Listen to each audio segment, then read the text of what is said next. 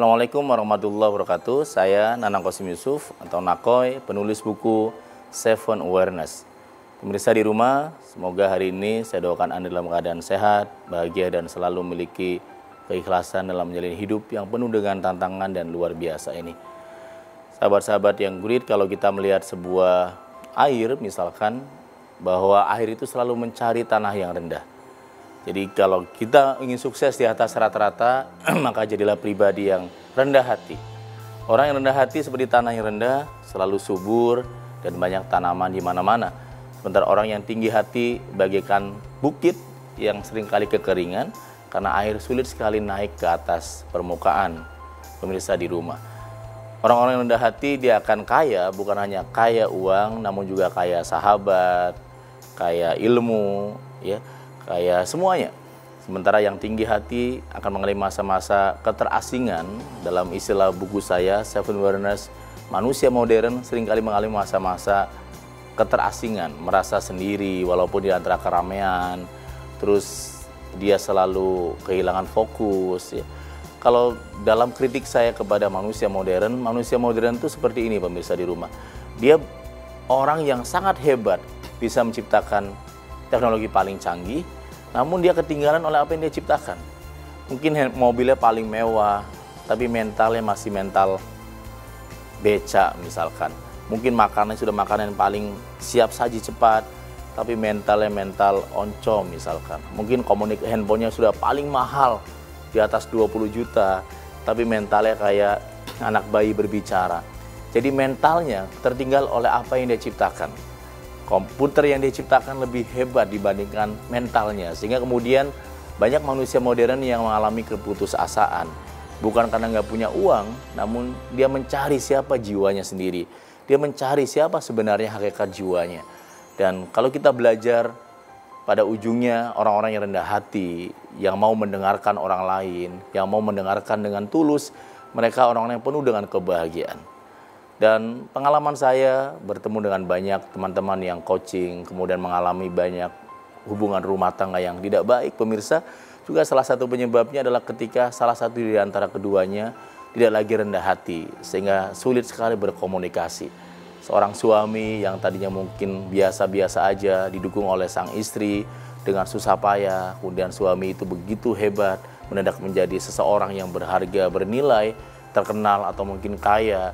Kemudian dia pun akhirnya lebih suka mendengarkan orang lain berkomunikasi dibandingkan pasangannya. Akhirnya sang istri merasa kurang sekali dicintai dan perasaan itu kemudian bertumbuk. Hanya masalah momentum, akhirnya memilih berpisah misalkan. Jadi rendah hati menjadi kekuatan. Kalau Anda mau sukses, harus rendah hati.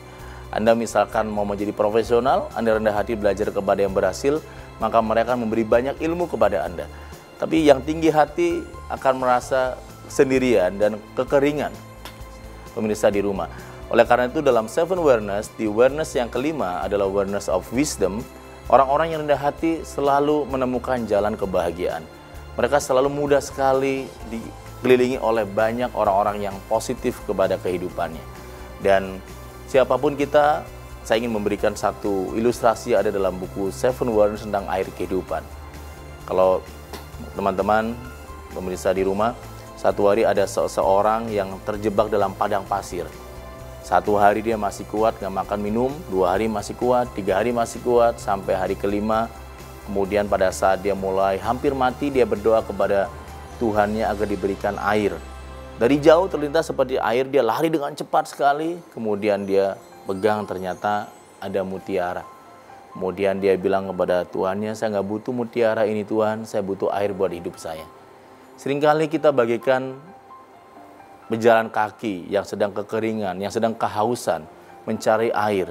Mungkin kita diberikan anak-anak yang baik, pekerjaan yang layak, keluarga yang hebat, tapi kita sedang mencari sesuatu yang lebih membuat kita lebih bahagia.